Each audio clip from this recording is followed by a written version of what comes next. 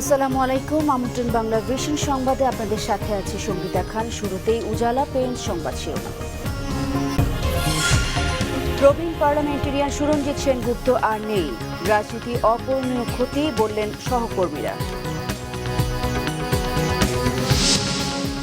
সন্ত্রাসবাদ নির্মূলে শিক্ষা খাতে চলছে সংস্কার, নারী পুরুষের সমতা অর্জনের চ্যালেঞ্জ মোকাবেলায় প্রস্তুত বাংলাদেশ, জানালেন প্রধানমন্ত্রী।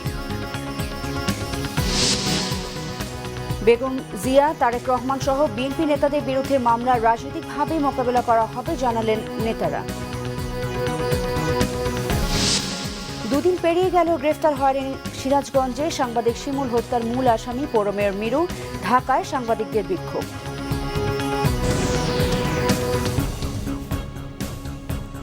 দেখছিলেন উজালা পেইন্ট সংবাদ শিরোনাম।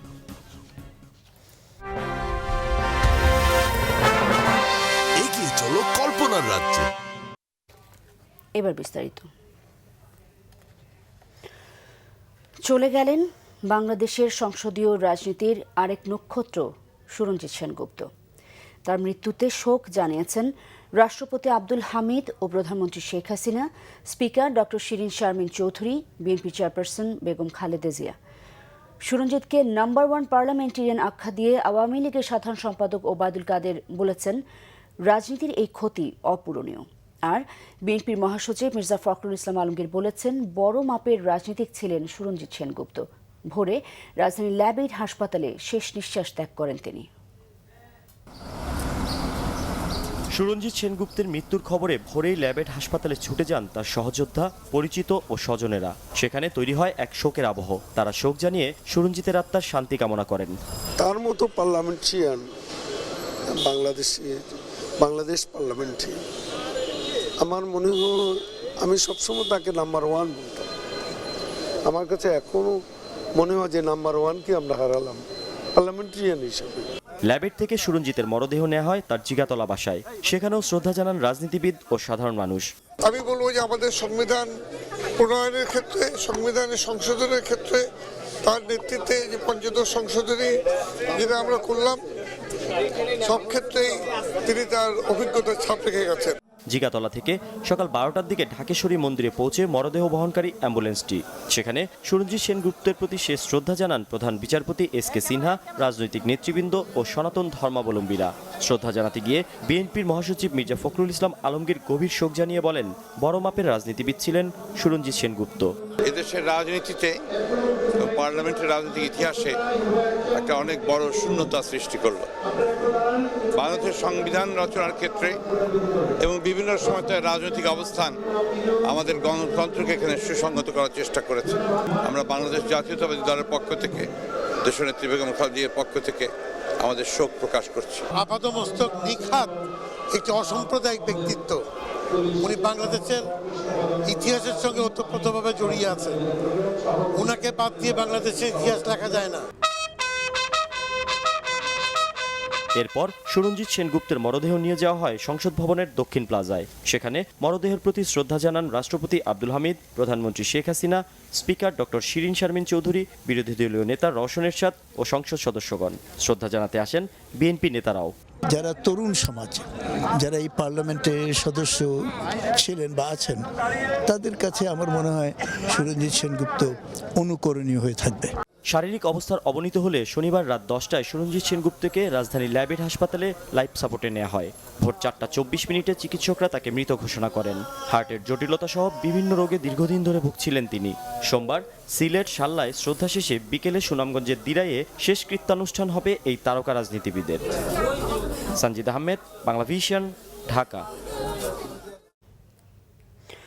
আওয়ামী লীগের উপদেষ্টা মণ্ডলীর সদস্য সাবেক মন্ত্রী সুরঞ্জিত সেনগুপ্তের মৃত্যুতে শোকের ছায়া নেমে এসেছে সুনামগঞ্জে। বর্ষিয়ান এই নেতার মৃত্যুর খবরে ভোর থেকে সুনামগঞ্জের দিরাই উপজেলা সদরে সুরঞ্জিত সেনগুপ্তের বাসভবনে ভিড় করতে থাকেন দলীয় নেতাকর্মী, সমর্থক সহ বিভিন্ন শ্রেণী পেশার মানুষ।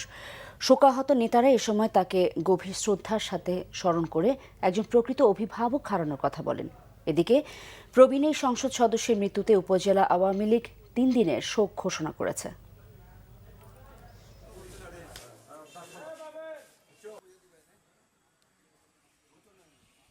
সেনদা সুনামগঞ্জের একজন ভালোবাসার মানুষ। আমরা এই সুনামগঞ্জবাসী তাকে আমাদের ভালোবাসার অলিন্দে সবসময় রাখতাম। সেনদা নেই এটা আমরা বিশ্বাস করতে পারি না। সেনদার সবচাইতে রাজনৈতিক যেটা উত্থান ছিল 1971 সালে। বাংলাদেশ হওয়ার পরে যতগুলা পার্লামেন্ট হয়েছে বলা যায় সবগুলা পার্লামেন্টেই সুরঞ্জিত সেনগুপ্ত সদস্য ছিলেন। উনি একজন বড় মাপের নেতা ছিলেন এবং আমরা তাকে হারিয়ে অনেক কিছুই আমরা হারিয়েছি। বাংলাদেশের রাজনীতির ইতিহাসে এক উজ্জ্বল নাম সুরঞ্জিত সেনগুপ্ত। বর্ষিয়ান পার্লামেন্টারিয়ান এবং বর্ণাঢ্য রাজনৈতিক জীবনের অধিকারী ছিলেন তিনি। 8 বার নির্বাচিত হন জাতীয় সংসদ সদস্য। 5 দশকেরও বেশি সময়ের রাজনৈতিক জীবনে পেয়েছেন অনেক কিছুই, রেখেছেন অনেক অবদানও। তার স্বভাব সুলভ বক্তব্য সংসদে ভাব গাম্ভীর্যের সাথে কখনো কখনো জুগিয়েছে হাস্যরসও। সবাই যাকে দাদা নামে ডাকতেন তিনি হলেন সুরঞ্জিত সেনগুপ্ত। রাজনৈতিক অঙ্গন থেকে শুরু করে মিডিয়া কর্মী, সবখানে দাদা সম্বোধনেই স্বাচ্ছন্দ্য। আর তার নির্বাচনী এলাকায় তিনি ছিলেন সেনদা। পার্লামেন্ট থেকে শুরু করে যে কোনো রাজনৈতিক অনুষ্ঠানে সোজা সাপটা বক্তব্য দিয়ে নজর কেড়েছেন সবার। সুতরাং একটি কথাতে আমরা আপোষহীন, সাংবিধানিক কন্টিনিউটি থাকবে, এইখানে কোনো আপোষ হবে না এবং সেই অনুযায়ী দেশে পরিবর্তন আসবে। 60-এর দশকে বাম রাজনীতির মাধ্যমে তার রাজনীতির শুরু। 70-এ প্রাদেশিক পরিষদের সদস্য নির্বাচিত হন তিনি। আইয়ুব বিরোধী উত্তাল আন্দোলনেও তিনি ছিলেন সামনের সারিতে। স্বাধীন দেশের প্রথম সংসদ সদস্য ছাড়াও 7 বার সংসদ সদস্য নির্বাচিত হন এই রাজনীতিবিদ। সুরঞ্জিত সেন ছিলেন মুক্তিযুদ্ধের সাহসী সংগঠকও। 72 সালে পাশ হয়েছে, কেউ তো এর বিরুদ্ধে একটি কথা বলে নাই। 90-এর দশকে সুরঞ্জিত সেনগুপ্ত আওয়ামী লীগে যোগ দেন। 1996 সালের সংসদে তিনি ছিলেন প্রধানমন্ত্রীর সংসদ বিষয়ক উপদেষ্টার দায়িত্বে। পরে 2008 সালে পান রেলমন্ত্রীর পদ। আওয়ামী লীগের উপদেষ্টা পরিষদের সদস্য সহ জাতীয় সংসদের আইন, বিচার ও সংসদীয় স্থায়ী কমিটির সভাপতিও ছিলেন সুরঞ্জিত সেন। প্রবীণ এই পার্লামেন্টেরিয়ান ঢাকা বিশ্ববিদ্যালয় থেকে ইতিহাসে স্নাতক ও স্নাতকোত্তর অর্জন করেন। তার জন্ম 1939 সালের 9 ফেব্রুয়ারি সুনামগঞ্জ জেলার দিরাই উপজেলায়। রবিবার 5 ফেব্রুয়ারি ঘটল বিশিষ্ট রাজনীতিক সুরঞ্জিত সেনগুপ্তের বিদায়। সেতু আহমেদ, বাংলা ভিশন, ঢাকা। সন্ত্রাসবাদ, উগ্রবাদ সমস্যা মোকাবেলায় দেশের শিক্ষা কার্যক্রম ও উপকরণের সংস্কার করা হচ্ছে বলে জানিয়েছেন প্রধানমন্ত্রী শেখ হাসিনা। নারী পুরুষ সমতা ভিত্তিক মানসম্মত শিক্ষার লক্ষ্য অর্জনের চ্যালেঞ্জ মোকাবেলায় বাংলাদেশ প্রস্তুত বলেও জানান প্রধানমন্ত্রী। বিশ্বের বেশি জনসংখ্যা অধ্যুষিত 9টি দেশ নিয়ে গঠিত শিক্ষা বিষয়ক জোট E9 এর মন্ত্রী পর্যায়ের 3 দিনের সম্মেলনে রোববার উদ্বোধন করেন প্রধানমন্ত্রী শেখ হাসিনা। এ সময় প্রধানমন্ত্রী বলেন, উগ্রবাদ মোকাবেলায় শিক্ষাক্রম সংস্কার করা হচ্ছে।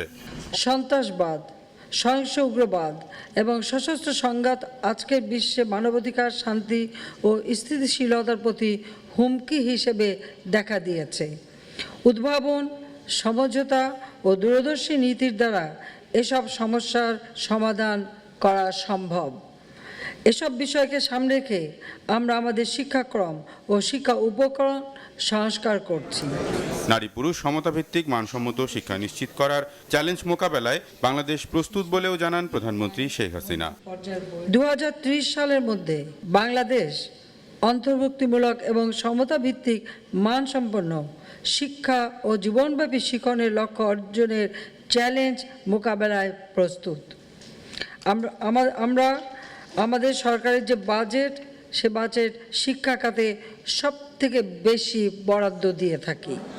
প্রধানমন্ত্রী তার সরকারের নানা উদ্যোগ তুলে ধরে বলেন, বাংলাদেশ এরই মধ্যে MDGর অধিকাংশ লক্ষ্যমাত্রা অর্জন করতে সক্ষম হয়েছে এবং SDG অর্জনে কাজ করে যাচ্ছে। সম্মেলনের প্রথমেই আগামী 2 বছরের জন্য E9-এর চেয়ারপারসন নির্বাচিত হন শিক্ষামন্ত্রী নুরুল ইসলাম নাহিদ। রকুনুজ্জামান, বাংলা ভিশন, ঢাকা। বেগম জিয়া, তারেক রহমান সহ বিএনপি নেতাদের মামলা রাজনৈতিকভাবেই মোকাবেলা করা হবে জানিয়েছেন দলটির নেতারা। তারা বলেন, ক্ষমতাসীনরা রাজনৈতিকভাবে দেউলিয়া হয়ে এখন মামলা হামলার পথ বেছে নিয়েছে। সরকারের নির্দেশে বেগম জিয়ার মামলার রায় দেয়া হলে তা জনগণ মেনে নেবে না বলে হুঁশিয়ারি দেন নেতারা। বিএনপির সিনিয়র ভাইস চেয়ারম্যান তারেক রহমানের বিরুদ্ধে গ্রেপ্তারি পরোয়ানা জারির প্রতিবাদে আলোচনা সভা করে ঢাকা মহানগর বিএনপি। ইঞ্জিনিয়ার্স ইনস্টিটিউট মিলনায়তনে এই সভায় বিএনপি মহাসচিব বলেন, সরকার উন্নয়নের নামে লুটপাটে ব্যস্ত। কথা বলেন দলীয় নেতাকর্মীদের নামে মামলা নিয়েও। আমাদের দেশনেত্রীর বিরুদ্ধে মামলা দেয়, উনি যখন অবরুদ্ধ তখন নাকি বেগম খালেদা জিয়া উড়ে গিয়ে দারুস সালামে আপনার গিয়ে উনি বোমা মেরে এসেছে। যে আওয়ামী লীগ রাজনৈতিকভাবে দেউলিয়া হয়ে গেছে, ব্যাংকরাপ্ট। এই জন্য রাজনীতি দিয়ে মোকাবেলা করতে পারে না, মামলা দিয়ে মোকাবেলা করতে হয়। আজকে আমাদের সংবাদকর্মী ভাইয়েরা তারা সত্য কথা সবকিছু লিখতে পারেন না, কারণ সত্য কথা লিখতে গেলে বা ছবি তুলতে গেলে তাদেরকে গুলি করে মারে সরকারি দলের লোকেরা। শাহজাদপুরের শিমুল তার ছোট্ট মেয়েটার কোলের মধ্যে বসে অসহায় তাকিয়ে আছে, তার বাবাকে গুলি করে মেরে ফেলেছে। সাভারে নাজমুলকে অ্যারেস্ট করেছে, পুলিশ পিটিয়ে তাকে অর্ধমৃত করে ফেলেছে, রিমান্ডে নিয়ে গেছে। বিএনপি নেতাদের অভিযোগ, জিয়া পরিবারকে ভয় পায় বলেই সরকার তাদেরকে মামলা দিয়ে রাজনীতি থেকে দূরে সরিয়ে রাখতে চাচ্ছে। এদের স্বনির্ভর করব, জিয়ার মতো, খালেদা জিয়ার মতো তারেক রহমান সেই শপথ গ্রহণ করেছিলেন। এই জন্যই তারেক রহমানের বিরুদ্ধে ষড়যন্ত্র। তীব্র হুঁশিয়ারি উচ্চারণ করছি, কোন রকম সরকারি প্রভাব যেন কোনো বিচারক বিন্দুর উপরে না পড়ে। আর প্রভাব খাটিয়ে যদি কিছু করার চেষ্টা করেন তাহলে দেশের লোক ইনশাল্লাহ জবাব দেবে এবং নিশ্চয়ই তারেক রহমান আবার সুস্থ হয়ে দেশে ফিরে আসবে, এই কথাটা মনে রাখবেন। জাতীয় প্রেস ক্লাবের সামনে এক মানববন্ধনে বিএনপি নেতারা অভিযোগ করেন, বিরোধী মতকে দুর্বল করতে পেশিশক্তি ব্যবহার করছে সরকার। যোগ্য এবং সাহসী একটি মিরাজ হোসেন গাজী, বাংলা ভিশন, ঢাকা।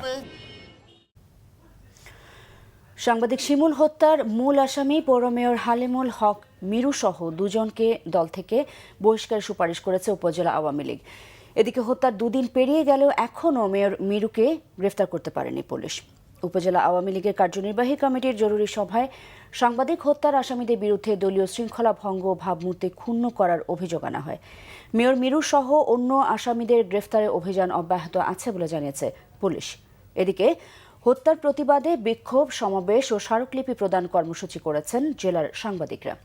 হত্যায় জড়িতদের দৃষ্টান্তমূলক শাস্তির দাবি জানান তারা। বৃহস্পতিবার আওয়ামী লীগের দুপক্ষের সংঘর্ষে গুলিবিদ্ধ হয়ে শুক্রবার মারা যান সাংবাদিক আব্দুল হাকিম শিমুল। এ ঘটনায় শাহজাদপুর থানায় পৌর মেয়র হালিমুল হক ও তার দুই ভাই সহ 12 জনের নাম উল্লেখ করে 15 জনকে আসামি করে মামলা হয়।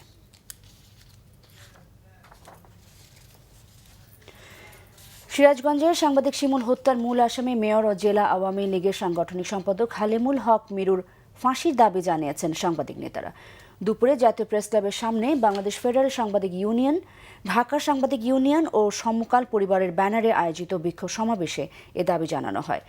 জঙ্গিসহ বিভিন্ন মামলার আসামিদের দ্রুত গ্রেফতার করা হলেও অভিযুক্ত মেয়রকে গ্রেফতার করতে না পারায় সরকারের স্বচ্ছতা নিয়ে প্রশ্ন তোলেন তারা।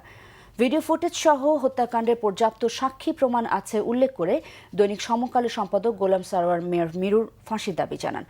সাংবাদিক হত্যা ও নির্যাতন বন্ধের দাবিতে আগামী 12 ফেব্রুয়ারি জাতীয় প্রেস ক্লাবের সামনে সাংবাদিক সংগঠনগুলোর পক্ষ থেকে বিক্ষোভ সমাবেশের ঘোষণা দেন বিএফইউজের মহাসচিব ওমর ফারুক।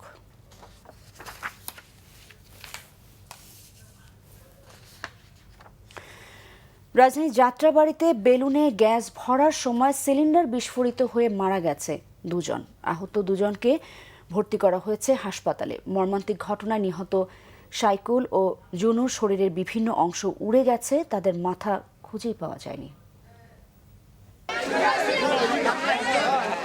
রাজধানীর যাত্রাবাড়ির শেখদির এই টিনশেড বাড়ি থেকে রবিবার সকাল 11:30টায় বিকট বিস্ফোরণের শব্দ পায় এলাকাবাসী। আশপাশের লোকজন বাড়িতে ঢুকে দেখেন এই আধা পাকা ঘরের চাল উড়ে গেছে, দেয়াল ধসে পড়েছে, চারদিকে ছড়ানো ছিটানো মানুষের শরীরের বিভিন্ন অংশ। আমি এখানে একটা বডি দেখছি অর্ধেক, তারপর এখানে হাত দেখছি, এই চালের উপর কলিজা এবং ওই পিছনে চালে পিছনের সাইডটুক পাওয়া গেছে। সিলিন্ডার একটা অংশ আমাদের বিল্ডিং এর সাথে বাড়ি খেয়ে পাশে একটা বাড়িতে গিয়ে পড়ছে ওইখানে মাটি শুদ্ধা মানে উঠে গেছে। এলাকাবাসী জানায় টিনশেড এই বাড়ির একটি ঘর প্রায় 2 বছর আগে ভাড়া নিয়েছিলেন সাইকুল ও জুনু নামে দুজন। তাদের ছিল খেলনা বেলুনের ব্যবসা। প্রতিদিন সকালে তারা সিলিন্ডার থেকে বেলুনে গ্যাস ভরে পাড়া মহল্লায় বিক্রি করতেন। বিস্ফোরণের পর নিহত সাইকুল ও জুনুর মাথা খুঁজেই পাওয়া যায়নি। চায়না বেলুন, মাছ, ঘোড়া এই ধরনের বেলুন ফোলানো হতো। ওর সিলিন্ডারটা বাস্ট হয়েছে, ওই সিলিন্ডার বাস্ট হয়ে এই দুর্ঘটনাটা ঘটছে। আবাসিক এলাকায় কিভাবে বাণিজ্যিক কারখানা গড়ে উঠেছে তা খতিয়ে দেখবে পুলিশ। দেখছি যে আসলে কার অবহেলা ছিল, যেহেতু সিলিন্ডার ব্যবহারকারী নিজেই মারা গেছেন, সো এই ক্ষেত্রে আপনারা নিজেরাও বুঝতে পারছেন যে আসলে বিষয়টা কোন দিকে যাবে। তবে আমরা আমাদের মনে হয় তদন্তের আমরা এখন খুবই আর্লি স্টেজে আছি। ঘটনার সময় অলিউল্লাহ ও একরাম নামে দুইজন সেখানে গিয়েছিল বেলুন কিনতে। বিস্ফোরণের পর আহত হয়ে তারা এখন হাসপাতালে। জিয়া খান, বাংলা ভিশন, ঢাকা। নিচ্ছে সিবিসি টেল সংবাদ বিরতির সাথে থাকুন, ফিরে এসে থাকছে। সরকারি অনুশাসনের কারণে স্বাধীনভাবে ব্যাংকিং কাজ পরিচালনায় সমস্যা হচ্ছে সরকারি ব্যাংকগুলোর, জানালেন অর্থমন্ত্রী। রোগীর স্বজনদের সাথে হাতাহাতির ঘটনায় ঢাকা মেডিকেল কলেজ হাসপাতালে ইন্টার্নি ডাক্তারদের কর্মবিরতি স্বাগত জানালেন পরিচালক।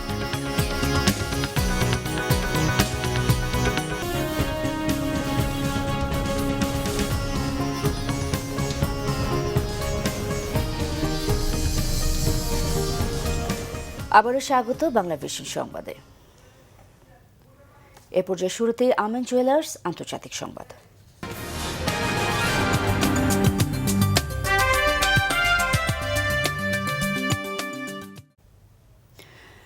7টি মুসলিম দেশের নাগরিকদের যুক্তরাষ্ট্রে প্রবেশের নিষেধাজ্ঞার ওপরে আদালতে স্থগিতাদেশের বিরুদ্ধে ট্রাম্প প্রশাসনের করা একটি আপিল খারিজ করে দিয়েছে মার্কিন ফেডারেল আপিল আদালত। ফলে এই সংক্রান্ত পূর্ণ শুনানি না হওয়া পর্যন্ত যুক্তরাষ্ট্র ভ্রমণের নিষেধাজ্ঞার বিরুদ্ধে আদালতের নির্দেশনা জারি থাকবে। হোয়াইট হাউস এবং বিভিন্ন রাজ্যকে আরও যুক্তিতর্ক উপস্থাপনের জন্য সোমবার পর্যন্ত সময় বেঁধে দিয়েছে আদালত। এর আগে আদালতের দেয়া স্থগিতাদেশের বিরুদ্ধে আপিল করেন প্রেসিডেন্ট ডোনাল্ড ট্রাম্প। তথাকথিত বিচারকরা হাস্যকর সিদ্ধান্ত নিয়েছেন বলেও শনিবার এক টুইট বার্তায় মন্তব্য করেছেন তিনি। এদিকে নিষেধাজ্ঞা স্থগিতাদেশের পর মার্কিন ভিসাধারী অভিবাসীরা ছুটছেন যুক্তরাষ্ট্রে। এই সুযোগে ভিসা স্থায়ী করার চেষ্টা করছেন অনেকেই। ইসলামী সন্ত্রাসী অনুপ্রবেশ ঠেকানোর অজুহাতে অভিবাসীদের বিরুদ্ধে ট্রাম্পের নিষেধাজ্ঞার পর অন্তত 60,000 ভিসা বাতিল করা হয়। ট্রাম্পের আদেশে ইরাক, ইরান, লিবিয়া সহ 7টি দেশের নাগরিকদের যুক্তরাষ্ট্রে ভ্রমণে 90 দিনের নিষেধাজ্ঞা দেওয়া হয়। এছাড়া 120 দিন বন্ধের নির্দেশ দেওয়া হয় শরণার্থীদের যাচাই প্রক্রিয়া। এবার দেশের বাইরের আরও কিছু খবর নিয়ে ডেস্ক রিপোর্ট। ইউক্রেন ও সিরিয়ায় রাশিয়া হত্যাকাণ্ড চালিয়েছে এমন অভিযোগ ওঠা সত্ত্বেও মিত্র রুশ প্রেসিডেন্ট ভ্লাদিমির পুতিনকে সমর্থন দিলেন মার্কিন প্রেসিডেন্ট ডোনাল্ড ট্রাম্প। ফক্স নিউজকে দেয়া এক সাক্ষাৎকারে পুতিনকে সমর্থন দিয়ে ট্রাম্প প্রশ্ন তোলেন যুক্তরাষ্ট্র নিরাপরাধ কিনা। ট্রাম্প জানান তিনি পুতিনকে সম্মান করেন এবং ইসলামিক সন্ত্রাসীদের বিরুদ্ধে লড়াইয়ে রাশিয়াকে সাহায্য করতে আগ্রহী। তামিলনাড়ুর মুখ্যমন্ত্রী হিসেবে জয়ললিতার দীর্ঘদিনের ঘনিষ্ঠ সহযোগী শশিকলাকে নির্বাচিত করেছে AIADMK। রবিবার দলের এক বৈঠকে এই পদে শশিকলার নাম প্রস্তাব করেন জয়ললিতার মৃত্যুর পর মুখ্যমন্ত্রীর দায়িত্ব নেয়া ও পনিরসেলভাম। বৈঠকে শশিকলা নির্বাচিত হওয়ার পরই পদত্যাগ করেন তিনি। পাকিস্তানের চিত্রালে হিমবাহ ধসে 6 শিশুসহ অন্তত 14 জন নিহত হয়েছে, আহত হয়েছে 9 জন। রবিবার শহরটির শেরশাল এলাকায় হিমবাহ ধসে চাপা পড়ে 25টি ঘর। পুরোপুরি ক্ষতিগ্রস্ত হয়েছে আরও 5টি বাড়ি। প্রবল তুষারপাতের কারণে সড়কগুলো বরফে ঢাকা পড়ায় আহতদের হাসপাতালে নেওয়া সম্ভব হয়নি। ভূমধ্যসাগরের লিবিয়া উপকূলে গেল দুদিনে অন্তত 2000 অভিবাসীকে উদ্ধার করে ইতালির সিসিলি দ্বীপের আগস্তা বন্দরে নিয়ে যাওয়া হয়েছে। লিবিয়া সহ আফ্রিকার বিভিন্ন দেশ থেকে আসা অভিবাসীরা ইউরোপে পাড়ি দেওয়ার চেষ্টা করছিল। রিফাত জামান, বাংলা ভিশন নিউজ ডেস্ক। আমরা সংবাদ শেষ করব, যাবার আগে উজালা পেইন্টস সংবাদ শিরোনাম জানিয়ে যাব আরেকবার। প্রবীণ পার্লামেন্টেরিয়ান সুরঞ্জিত সেনগুপ্ত আর নেই, রাজনীতির অপূরণীয় ক্ষতি বললেন সহকর্মীরা। সন্ত্রাসবাদ নির্মূলে শিক্ষা খাতে চলছে সংস্কার, নারী পুরুষের সমতা অর্জনের চ্যালেঞ্জ মোকাবেলায় প্রস্তুত বাংলাদেশ, জানালেন প্রধানমন্ত্রী। বেগম জিয়া, তারেক রহমান সহ বিএনপি নেতাদের বিরুদ্ধে মামলা রাজনৈতিকভাবে মোকাবেলা করা হবে, জানালেন নেতারা। দুদিন পেরিয়ে গেলেও গ্রেফতার হয়নি সিরাজগঞ্জের সাংবাদিক শিমুল হত্যার মূল আসামি পৌর মেয়র মিরু। ঢাকায় সাংবাদিকদের বিক্ষোভ।